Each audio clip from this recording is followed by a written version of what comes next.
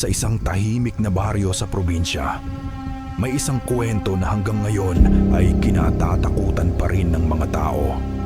Ito ay kwento tungkol sa isang nilalang na lumalabas lamang kapag madilim na ang paligid, ang aswang. Noong bata pa ako, nakatira kami sa isang lumang bahay na gawa sa kahoy. Tahimik ang lugar tuwing gabi. Tanging tunog lang ng kuliglig at hangin ang maririnig. Pero isang gabi, may kakaibang ingay kaming narinig sa bubong.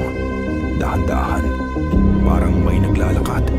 Akala namin pusa lang, pero nang tumagal, lumakas ang tunog. Thump, thump, tug. Parang mabigat na nilalang ang gumagalaw sa bubong namin. Biglang nagsalita ang lola ko. "Huwag kayong lalabas, may aswang!" Pinatay namin ang lahat ng ilaw. Tahimik kaming nakikinig. Tapos, may narinig kaming kakaibang tunog. Parang mahabang dila na dumidikit sa bubong.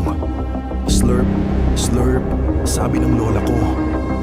Ganun daw ang ginagawa ng aswang kapag naghahanap ito ng biktima sa loob ng bahay.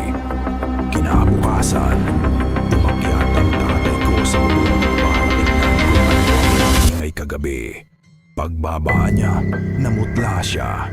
May nakita siyang mahahabang marka ng kuko at malagkit na itim na likido sa bubong.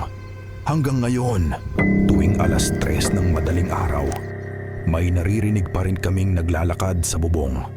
Kung mahilig ka sa kwentong aswang, Filipino horror stories, at mga tunay na nakakatakot na kwento, subscribe sa channel na ito.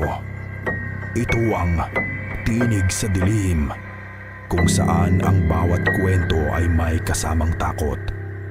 Kung meron kayong mga kwentong at karanasang kababalaghan, maaari nyo ding ipadala sa akin at isasalaysay natin ang inyong kwentong kababalaghan